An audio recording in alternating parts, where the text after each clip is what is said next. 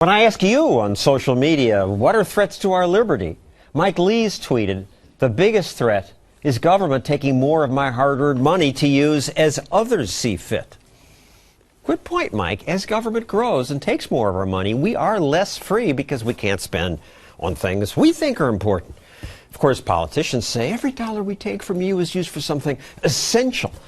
But that's nonsense. The General Accounting Office recently said the Department of Homeland Security spent $3 billion on salaries for government employees who never showed up for work.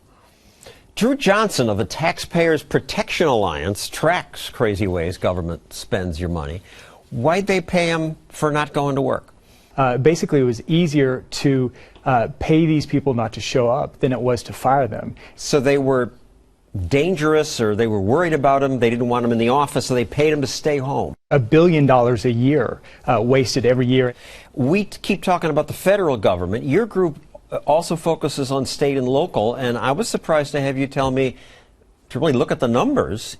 They spend about as much. Absolutely. I mean, you look at what the federal government spends every year, it's almost $4 trillion, and then the state and local governments added together, it's about 3.8, so it's almost the same amount of money. Who's worst? The federal government has more people watching them, so whoever has an easier chance of hiding things is worse, and so local governments, state governments are worse just because we don't have as many eyes on them. How do you find the waste? File open records requests for budgets. We look at audits.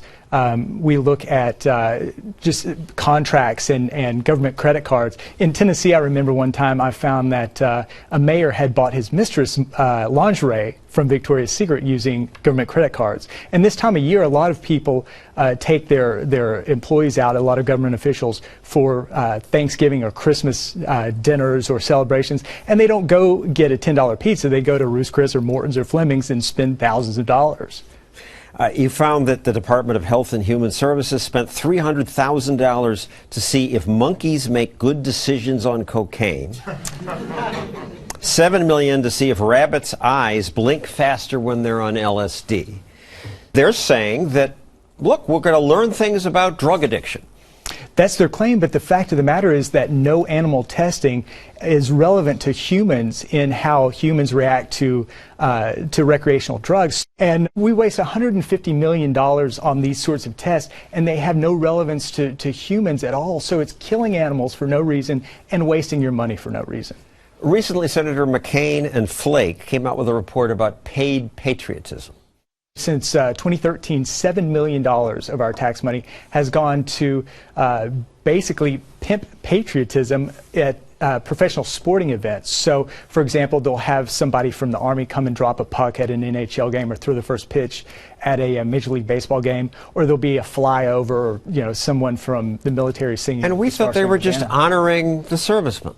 Yeah, you would think, except these billionaire NFL owners are getting a couple $100,000 for having a flag fly over their stadium. It's really disgusting.